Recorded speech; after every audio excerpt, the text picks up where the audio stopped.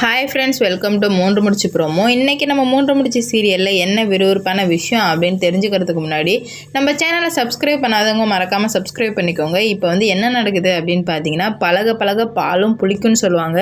அதுக்கேற்ற மாதிரியே நம்ம நந்தினியும் ரொம்ப நாளாக அமைதியாக பொறுமையாக போயிட்டு இருந்தாங்க. இந்த வீட்டில் எவ்வளோ கஷ்டம் கொடுத்தாலும் அமைதியாக போகணும். ஏன்னா நம்ம ரொம்ப ஏழை வீட்டு பொண்ணு அப்படின்றதுக்காக ரொம்ப அமைதியாக போனாங்க. எவ்வளோ பேர் எவ்வளவோ கஷ்டம் கொடுத்தாங்க. அது எல்லாத்தையுமே பொறுத்து பொறுமையாக போயிட்டு இருந்தாங்க நம்ம நந்தினி. ஆனால் ஒரு கட்டத்துக்கு மேலே இதுக்கு மேலே பொறுமையாக இருந்தால் நம்ம தலையில் மிளகா சந்தை அரைச்சிட்டு போயிடுவாங்க. இதுக்கு மேலே நம்ம பொறுமையாக இருக்கக்கூடாது, பொங்கி எழுந்தே ஆகணும் அப்படின்னு சொல்லிட்டு நம்ம நந்தினி பொங்கி எழ ஆரம்பிச்சிட்டாங்க. அது எந்த விஷயத்தில் அப்படின்னு பார்த்தீங்கன்னா, இப்போ தான் நம்ம சுந்தரவல்லி நந்தினி கரிச்சு கொட்டிட்டு வெளியே வந்தால், இந்த சூர்யா சார் வேற லூசுத்தனமாக காரில் சூர்யா நந்தினி அப்படின்ட்டு அவங்க அன்புனாலெல்லாம் போடல, அவங்க அம்மாவை வெறுப்பேற்றணும் அப்படின்ற ஒரே காரணத்துக்காக அந்த காரில் பேரை போட்டிருப்பாரு. அதை பார்த்ததுமே நந்தினிக்கு செம்ம ஷாக்காகிடும்.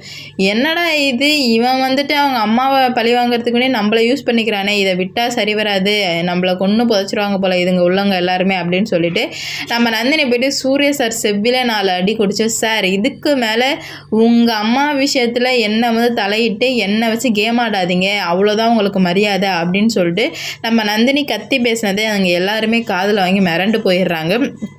அப்புறம் என்ன ஆகுது அப்படின்னு பார்த்தீங்கன்னா, இதுக்கு மேலே நந்தினிக்கு கோவம் வரும் அப்படின்னு எல்லாருக்கும் தெரிஞ்சதுனால எல்லாரும் அமைதியாக போயிட்டாங்க. ஏன்னா சூர்யா சார் பண்ணது தப்பு, அதுக்கு தானே சூர்யா சாருக்கு தான் கிடச்சிருக்கணும். நந்தினிக்கு கிடச்சதுனால தான் இங்கே நந்தினி கோவப்பட்டாங்க.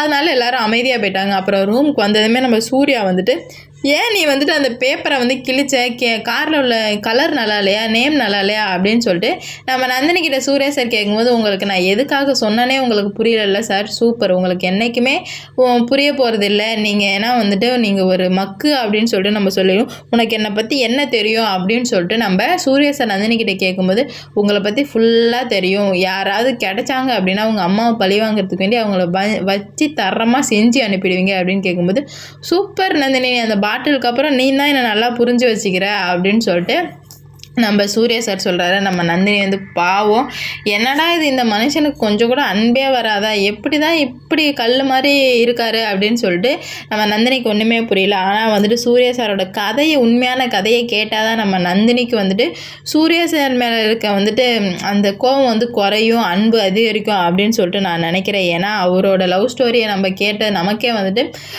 சுந்தரவல்லி இந்த மாதிரிலாம் பண்ணியிருக்காங்க, அப்போ சூர்யா சார் பண்ணுறது கரெக்டு தான் அப்படின்னு சொல்லிட்டு நமக்கே தோணும். அப்போ கண்டிப்பாக நந்தினிக்கும் கண்டிப்பாக தோணும் தான். அந்த உண்மையான கதையை எப்போ சொல்கிறாங்களோ அப்போ தான் இவங்க 2 பேருக்குள்ளே காதல் மலரும் அப்படின்னு சொல்லிட்டு நான் நினைக்கிறேன். இந்த வீடியோ பிடிச்சிருந்தா லைக் பண்ணுங்கள், ஷேர் பண்ணுங்கள், கமெண்ட் பண்ணுங்கள். இது போன்ற வீடியோ சீரியல் அப்டேட் தெரிஞ்சுக்க நம்ம சேனலை மறக்காமல் சப்ஸ்கிரைப் பண்ணிக்கோங்க.